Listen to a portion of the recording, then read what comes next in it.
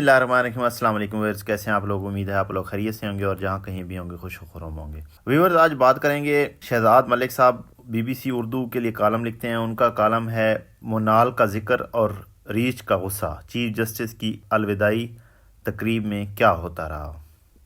जुम्मे की सुबह जब पाकिस्तान के 29वें चीफ जस्टिस कादी फायद ईसा की रिटायरमेंट के मौका पर होने वाले फुल कोर्ट रेफरेंस के आगाज से पहले कोर्ट रूम नंबर 1 में जजों के लिए 16 नशिस्तें लगाई गईं, तो ये बात तो वाज़ह हो गई थी कि इस तकरीब में अदालत उज़्मा के तमाम जजेस शरीक नहीं होंगे। और जब तकरीब के आगाज से कबल जज साहबान ने अपनी नशिस्तें संभाली तो सुप्रीम कोर्ट के 17 में से 5 जज उनमें शामिल नहीं थे, जबकि 16 नशिस्तों पर बराजमान होने वालों में जस्टिस फायद ईसा समेत सुप्रीम कोर्ट के 12 जजेस के अलावा हाल ही में अदालत उज़्मा में तैनात किए गए 2 एडहॉक जज और वफाकी शरई अदालत के 2 जज शामिल थे। सुप्रीम कोर्ट के गैर हाजिर जजेस में जस्टिस मंसूर अली शाह के अलावा justice Munib Akhtar, justice Ayesha Malik, justice Athar Minallah और जस्टिस मलिक शहजाद अहमद शामिल थे। इसी दौरान जस्टिस मंसूर अली शाह का वो खत भी सामने आ गया जो उन्होंने फुल कोर्ट रेफरेंस से एक दिन कबल सुप्रीम कोर्ट के रजिस्ट्रार को लिखा था और इब्तदाई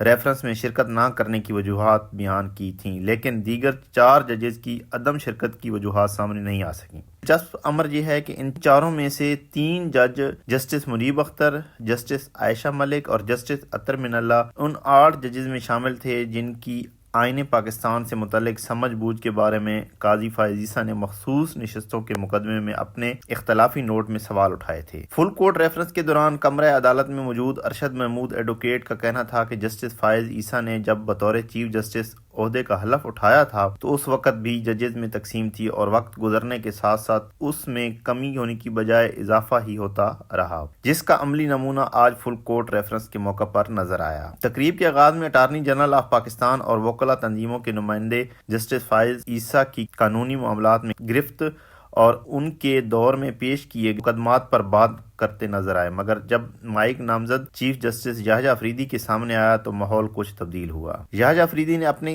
तकरीर में कहा कि जस्टिस ईसा की रिटायरमेंट पर उनके जज्बात मिले जुले हैं। उनका कहना था कि एक तरफ मुझे आपके जाने का अफसोस है क्योंकि हमें आपकी जबरदस्त मिजाज की कमी शिद्दत से महसूस होगी। जस्टिस याहिया अफरीदी का कहना था कि जस्टिस ईसा एक बेहतरीन और ख्याल रखने वाले शख्स हैं, लेकिन शायद कुछ लोगों को ये बात जानना अजीब लग सकता है कि वैसे तो चीफ जस्टिस बड़े नरम दिल हैं, लेकिन जब वो गुस्से में आ जाएं तो उनका सामना करना आसान नहीं। जस्टिस अफरीदी का कहना था कि अगर आप जस्टिस फायद ईसा से मुस्कुराते हुए सलाम दुआ करें और इनकसारी दिखाएं तो वो आपसे इतनी नरम दिली और खुलूस से पेश आएंगे कि आप हैरान रहे। साथ ही उन्होंने ये भी कहा कि अगर उन्हें इश्ताल दिलवाया जाए तो फिर उनका सामना करना आसान नहीं होता। जस्टिस याहिया ने काजी फायद ईसा को रीछ से तशबीह देते हुए कहा कि लेकिन अगर आपने किसी भी तरीके से उन्हें इश्ताल दिलाने की कोशिश की या रीछ को छेड़ने की कोशिश की तो आपको जहन्नम में भी जगह नहीं मिलेगी और सिर्फ अल्लाह ही आपको बचा सकेगा।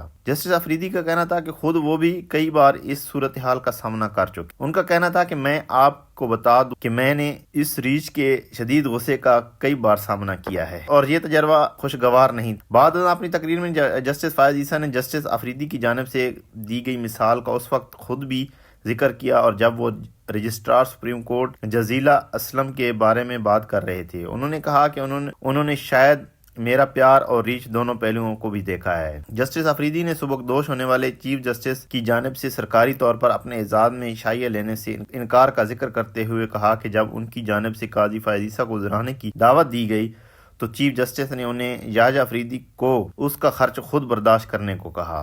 जस्टिस अफरीदी ने बताया कि उन्होंने चीफ जस्टिस से कहा कि वो इतना बड़ा खर्च अकेले बर्दाश्त नहीं कर सकते। नामजद चीफ जस्टिस ने बताया कि उस पर वो मुस्कुराए, जिसके बाद याहिया अफरीदी ने दीगर जजेस से कहा कि वो भी इस काम में अपना हिस्सा डालें। याहिया अफरीदी के बाद जब माइक काजी फायद ईसा के सामने आया तो उन्होंने बाकी मुकर्ररीन के बरक्स उर्दू में ज़बान में तकरीर करने का इसरार किया।